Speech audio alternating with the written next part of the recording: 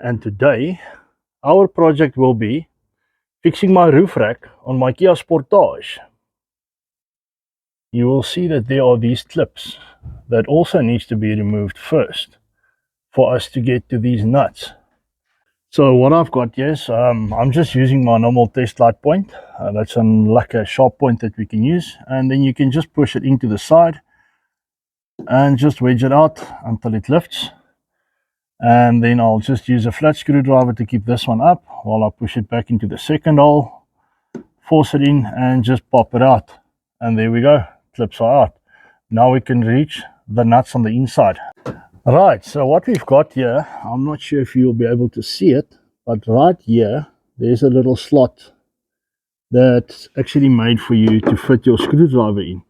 So all you need to do is just push it in there like a flat screwdriver, just pop it up, taking it out.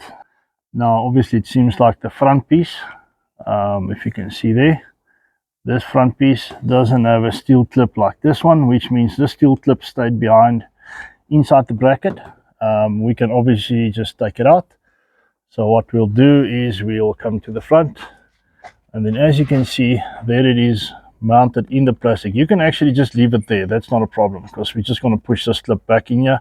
Right, so now what we're going to do is we're going to move on and we'll get to these nuts.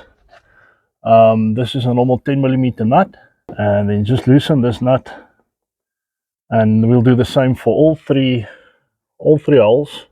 Right, so what I've done is I've removed these 3 nuts, and it seems like this whole roof rail is still fixed to the body, and we've got another 2 bolts and nuts that needs to be loosened here.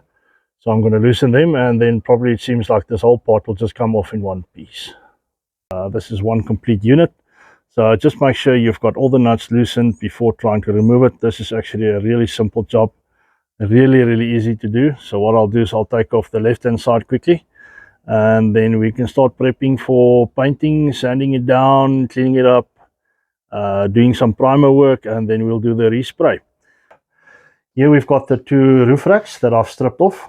So what I've noticed is I can actually remove this bottom part. This is more like a rubber. As you can see, it actually comes off. There is some clips and stuff that you need to remove. You will find, like in here, I'm not sure if you'll see, let's call some light, there we go. Right here you've got clips that you can push together with long nose pliers. There's one there, there's one there, and then we've got another one right on the edge. Right, so all you need to do is pinch them together, push them out, and then this whole rubber part actually separates from the whole aluminium frame. So that's what we'll be doing next. Let's get them separated. Right, so I've pinched those clips together, and I'll just be popping them out. Let's take it off. And then the most important part that I saw is right here at the back. This little clip here, this can only come off this bracket once you've removed this whole rubber. There we go, so everything has been clipped off. You can pull it to the back, and then it just hooks off. So now this means we can work this whole part without destroying the rubber. Okay, so I've prepped all my parts here. All the loose parts I've taken, I've washed them out with some clean water just to clean out all the dust and stuff inside these brackets. So just to prevent anything from, should you start respraying, that you have any dust particles and stuff coming loose and then mixing up with your paint. Okay, so what we're going to do now is I've got is what we call a rubber block. This is what we use when we sand on flat surfaces. So I've got a water type sanding paper here. I'm starting off with 400 grain water-based sanding paper. So we'll just roughen it up a little bit just to take off all the loose paint flakes and stuff like that, so we can work this down to a smooth area. So what we've got here, just going to get this out of the way. Then we just take the sandpaper and soak it in water, and then we just start sanding it down. As you can see, the paint is already coming off quite easy. So we just want to take down all the rough flakes. Right, you can just keep on sanding your product down, you can see the paint is actually coming off very quickly. And then you just keep on sanding, work it through until you get a nice finish, smooth. You can feel as you're sanding the product, you can feel there's a little bit of roughness on the sanding paper. So you can keep on sanding until that's got like a smooth feeling to it. So what's nice about this block, because of the edging where you've got this, if you've got corners and holes like this, you can use the front edge of that thing and get a nice even finish as you're sanding it down. Just make sure your paper stays wet. And then you trim all the sides, because I mean obviously this is going to be the bottom side, to make sure that this is going to come out perfect. The most important part when it comes to painting a thing or any product that you want to paint is always your prep work. Always make sure your prep work is done perfectly. If you want to do this quickly and you're not going to pay attention to what you're doing, the paint job is not going to look nice. So then you're just wasting your own time, wasting your own money. All right, so let's do this right from the beginning and we'll sand it down nice and smooth.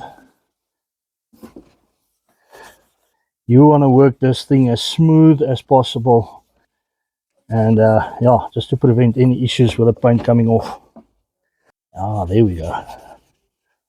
There you can see all that rough flakes coming off. And then you can just rinse it off.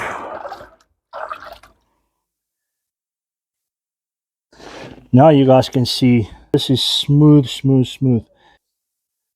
We've got primer, we've got paint. Don't be shy to take off anything that shouldn't be there. And we keep on sanding until it's smooth all over. Wow, that's perfect. I think this one is good. Okay, so I'm done with all the plastic parts. Now I'm moving over to the aluminium frame. This has been years and years of standing in the sun. This is a 2015 model, Kia Sportage.